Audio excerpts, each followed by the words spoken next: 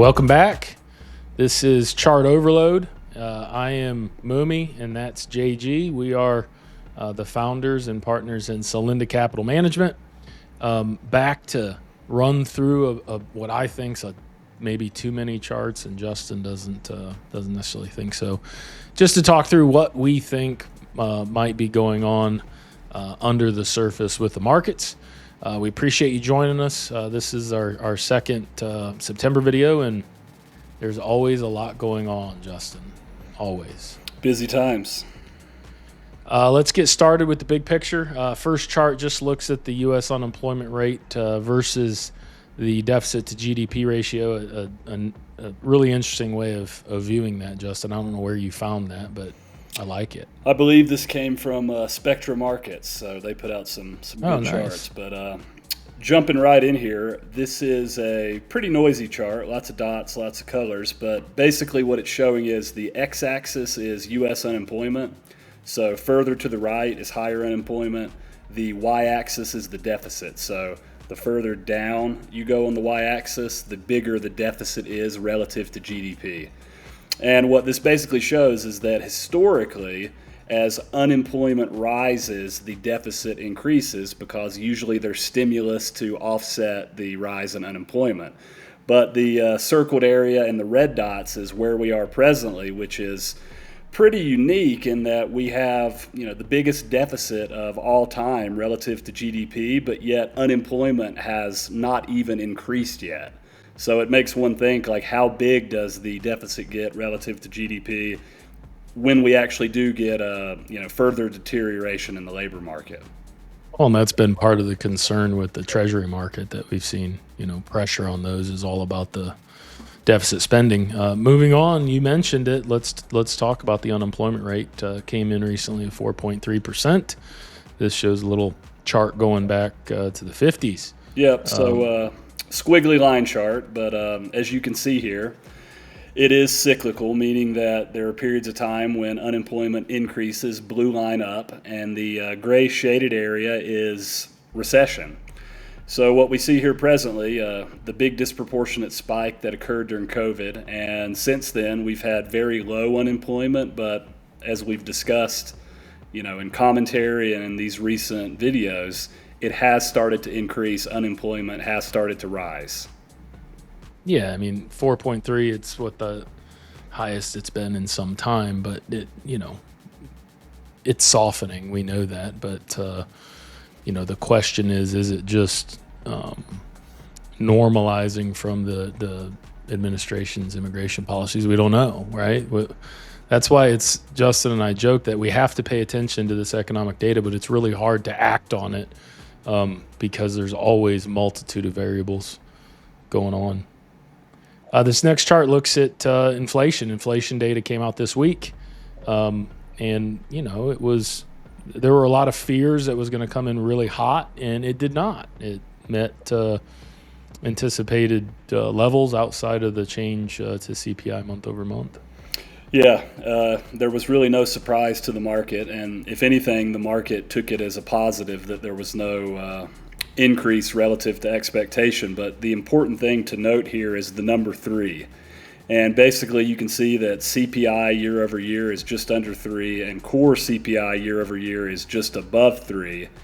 And, up until this most recent cycle, the Fed's target was 2%. And they had gone a period of time continuing to say that it was 2%. More recently, it looks like they're going to abandon that.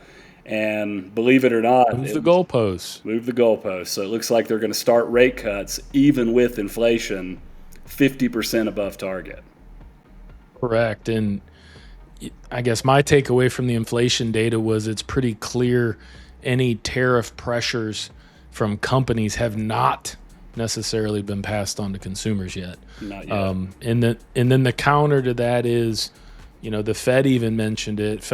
Jerome Powell mentioned it in Jackson Hole. Is it going to be, his favorite word, transitory, or a one-time kind of inflation spike before it settles down while we adjust to this new normal of prices post tariff? So TBD, to be determined. But that's kind of how the market participants are viewing it now.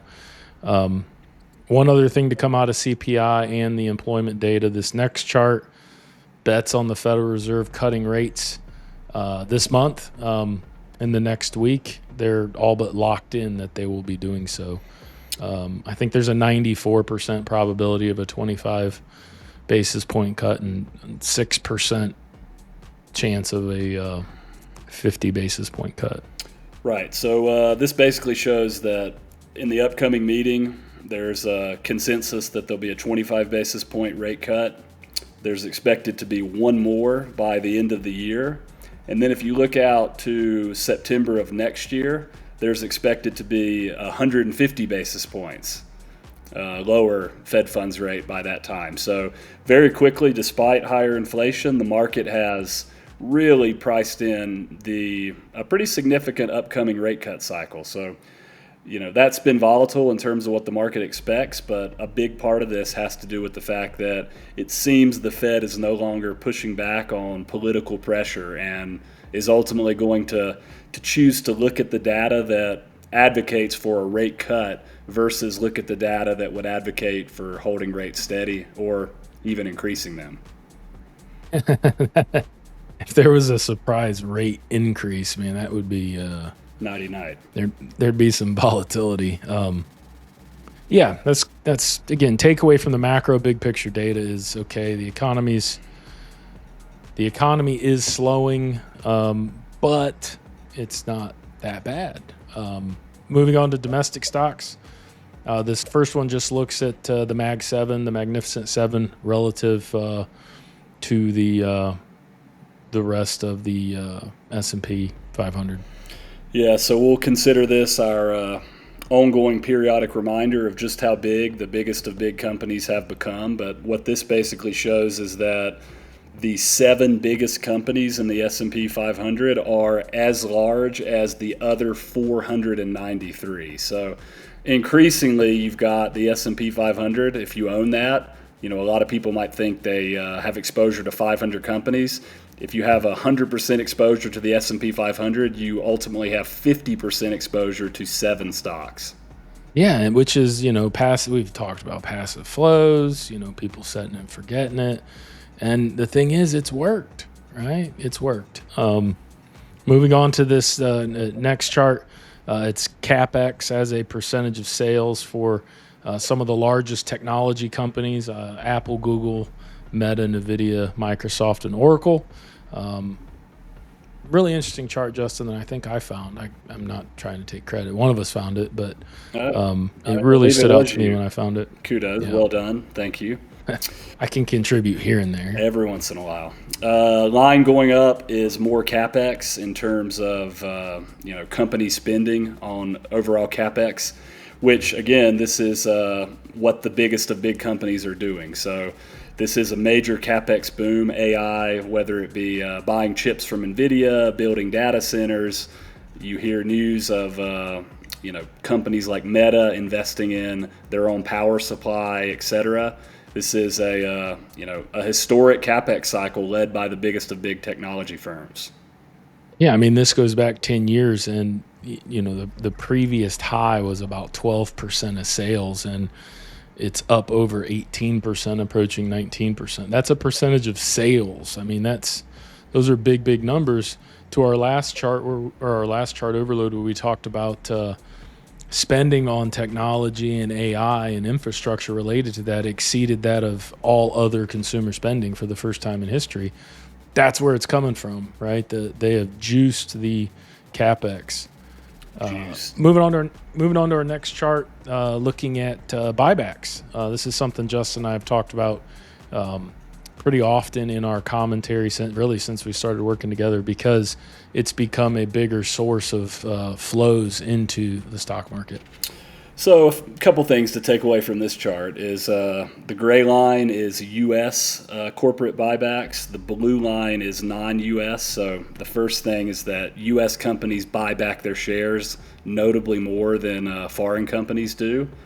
The second thing to note is that in recent years, buybacks have been larger than they have been in many years past. So although that has been supportive of the shares of these companies that are buying back their stock, it doesn't necessarily jive long term with the prior chart, which is CapEx, meaning that if more money is being spent on CapEx, one would think unless top line revenue grows significantly, that's going to be eventually less money that's able to be spent on buybacks.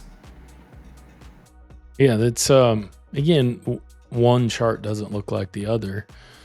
Which way it will go, we'll find out in the future. Next chart looks at simply the cycles of small cap versus large cap performance, Russell 2000 versus S&P 500. And what do we see here? The word you used earlier, it's cyclical. It changes over time. Right. So gray line is rolling underperformance of small caps relative to large caps. And, as one could see, following what was really many years of small cap outperformance, we've now had many years of small cap underperformance. And as we've discussed ad nauseum, there's plenty of reasons behind that. One being that small cap companies typically have more debt. They're more sensitive to higher interest rates. They don't buy back shares. They actually issue shares oftentimes they do dilute, and they don't receive passive allocation flows to the extent large caps do. Having said that, though, there's an interesting opportunity in any major diverse asset class when, in fact, it is underowned and has underperformed. So we'll see if history repeats and we do actually enter a sustained cycle of small cap outperformance.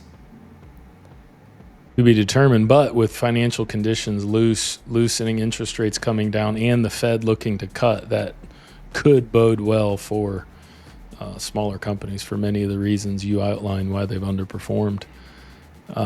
This next chart just looks at moving average, percentage of stocks above their 20-day, 50-day, and 200-day moving averages. And I would say middle of the road here, Justin. Yeah, so even though the S&P 500 is up near the highs, interestingly, the dark blue line is breadth against the moving average. So percentage of companies above their respective moving averages has actually not made recent highs. So it's really it could be a signal of either outcome, in that this could mean that there has to be a broadening of breadth, of which companies that have recently lagged will need to catch up for the index to continue moving higher. Or it could mean that the market is weakening under the surface, and to the prior chart, there's a small number of very large companies that is underpinning the market at present.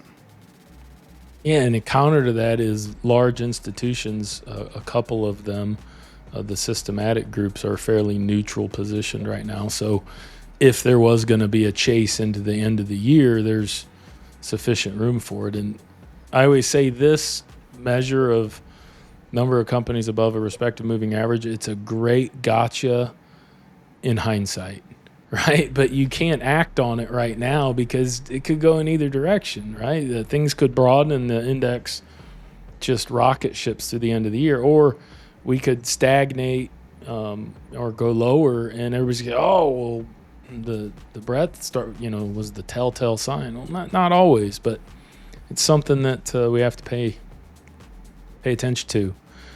Moving on to non-U.S. stocks. First chart, let's look at the dollar. So this is the U.S. dollar index going back a few years. And as you can see here, despite all the talk of late about a weak dollar, it really has weakened pretty substantially and quickly year to date, but ultimately from what was a very high level. And more recently, it's pretty much gone sideways. So when you look at the dollar index, obviously keep in mind that this is disproportionate to the euro and the other major currencies, but it does tend to represent sort of a broader thematic on the dollar. Is it appreciating or depreciating? And then it'll tend to kind of do its own thing versus specific currencies. Moving on to the next chart, looks at the United States as it is in the world index, world stock index, and it's went up and to the right, Justin. Yeah, so red line here is U.S. market cap relative to global market cap. So as you can see, U.S. stocks are effectively 70-some% of the entire global market cap. which has gone up quite a bit in recent years. But what's interesting about that, U.S. companies, even when you include the biggest of big companies that make a ton of money, they only actually generate 30-some% of total global earnings. So you've really had it's not that U.S. companies have grown their earnings all that much relative to all the rest of the world. It's just that their share prices have gone up a lot relative to the rest of the world. Yeah, I would say so. Moving on to a little Latin America flavor here.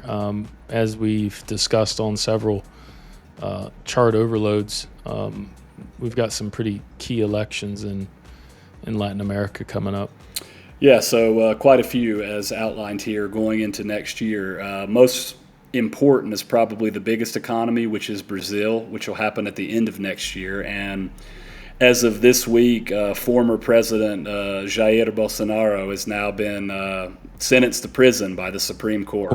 27 years. Yeah, so there'll likely be an appeal, but it seems like the market, believe it or not, has actually taken that somewhat favorable in that it seems now that a more business-friendly candidate might actually take his place, and so on and so forth. So we'll see how that plays out. But what's interesting is there was the 50% tariff that was put on Brazil by President Trump in defense of former President Bolsonaro. And since that's happened, there's been zero stress to Brazilian assets as a result. And it just goes to reiterate that Brazil does not really have much economic connection or reliance to the United States. Correct. Moving on to interest rates. Let's look at the bond market. This first one looks at the world interest rate probabilities of what rates are going to look like internationally, globally over the next year.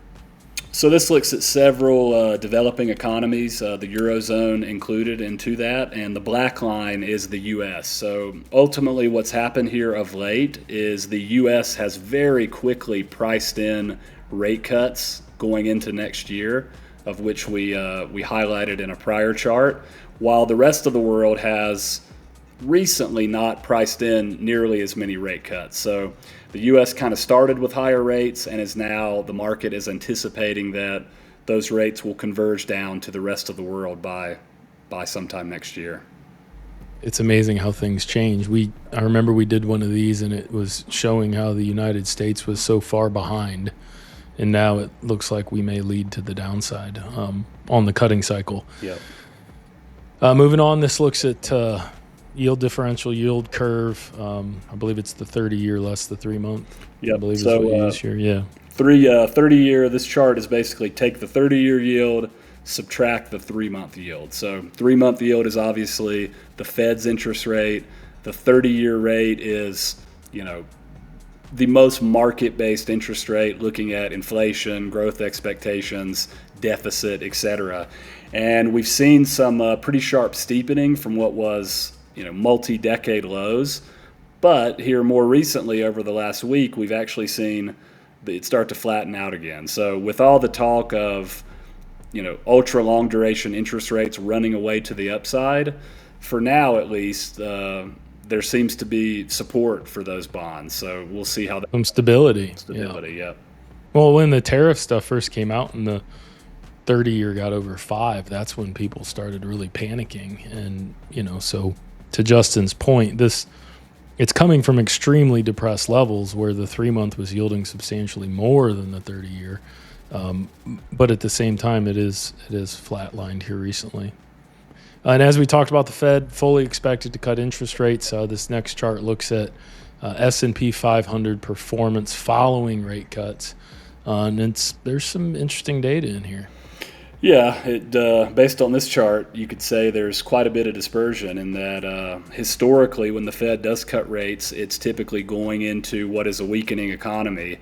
Historically, the market has had a pretty significant drawdown, but then the market has rebounded and since recovered and gone on to make new highs as those rate cuts has helped, what is a weakening economy. So This time has been somewhat different in that we've now had earlier this year a sharp stock market correction and a now rally to new highs, and it looks as if like the real significant rate cuts are just now happening. So we'll see if this plays out like history or creates, what do they say, this time is different type scenario. Yeah, creates new lines on a chart. New chart lines.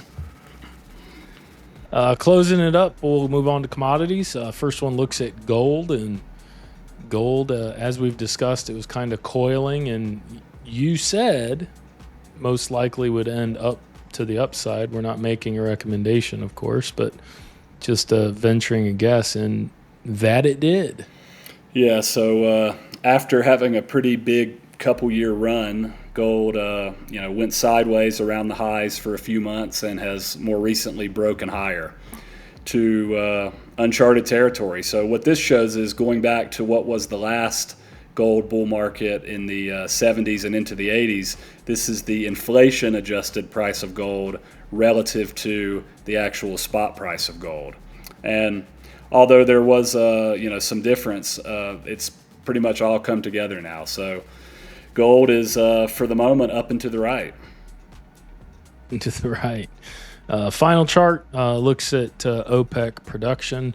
And even with oil prices depressed, which we've commented on, how they, the resistance level or the support level turned into resistance.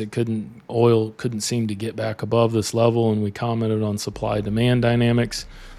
This just shows it that OPEC has been surprisingly increasing production.